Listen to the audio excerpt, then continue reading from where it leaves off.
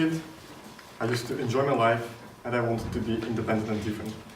My father used to call me curved in a figurative way, trying to say that I was a self-willed kid. In other words, I did not want to become a leader or lead people. But my life and my internal desires wanted and had a different opinion about that. So today I'm going to share with you 3 stories about my affairs with leadership.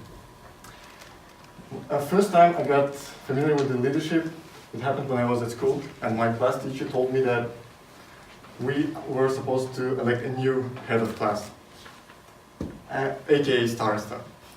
And our class divided into 2 fiercely opposing parties, backing 2 different candidates. And I was not one of them. I actually was a guy who watched that as if it was a reality show.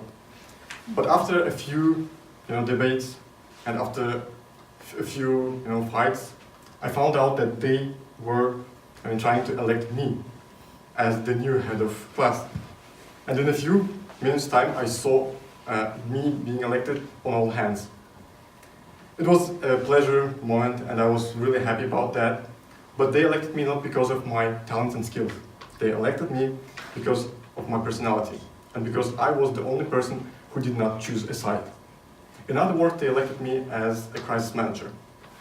So with the help of class teacher, I solved and did my job well, and in a week time, the peace was restored, and we had a new head of class, and I got rid of the burden.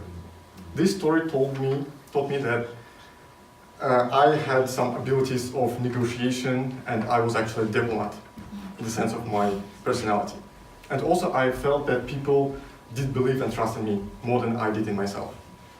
But my really first affair with the leadership started when my parents bought me a computer, and I learned how to use it. And later on I made my first income by doing different brochures, and later on, different brochures, I'm sorry for that, different brochures. And later when I entered Catholic High School, I found out that there they had a newspaper. And naturally I wanted to become a part of that newspaper. So I approached the editor and he told me that I was too young for that. So I decided, why don't I design my own newspaper? So here you can see the newspaper of the school, and here what I was proposing at that moment.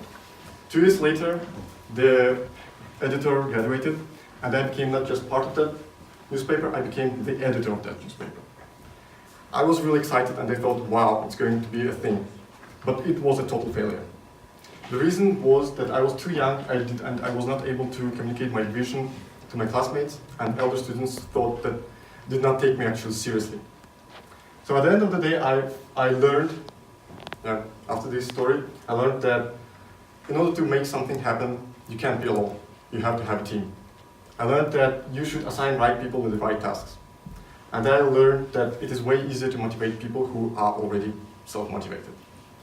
And the story of the newspaper does not end there. 10 years later, I got a new job of an executive assistant to the director of MBA, and my boss told me, why don't you start a journal project? It could kickstart your career here. So I thought, why not? Keeping in mind that I failed this one.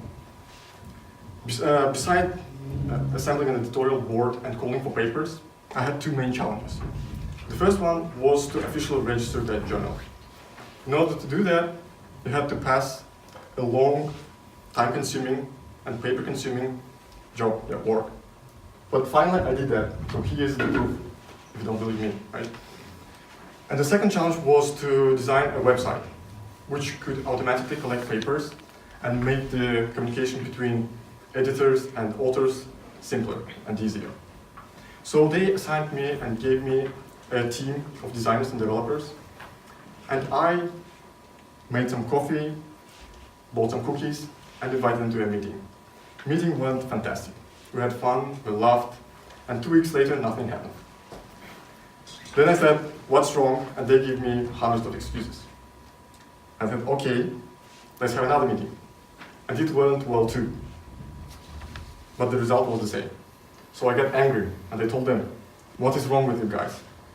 And they told me, you know, you are not an IT guy, you don't understand us, we need some sort of technical specification first. So I went home, Googled everything I could, and found out what is technical specification. And in 2 days' time, I wrote a technical specification and put it on their desk.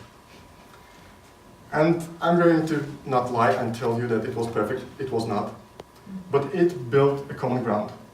And everybody started to work. And in the end of the day, the journal, the Eurasian Journal of Leadership actually, there was a success. And it taught me that you have to speak the same language with those people who are under your supervision. And the second thing it taught me, it was that whenever the deadline approached, you become more and more authoritarian. I thought that I'm never going to be an authoritarian guy at all. So in conclusion, I'd like to say that those 3 stories, and others, I'm not going to mention that, but I'm really proud of launching an app on App Store. Taught me a lot, but I am still on my way of understanding my leadership style. And those 2 stories taught me that first, we all have our own natural personalities, and they're going to shape our behavior. The second one, that we cannot achieve much alone. And the third one, that different stages of the project require different styles of leadership. And today I am learning how to present my projects and the works of the team in a more effective way. And here I'm trying to present it. It did not go well, but anyway, I had an app on App Store. And in the end, I'd like to finish my speech with a paraphrased quote of Goethe. It's not always possible to be a leader, but it is always possible to be a human. Thank you.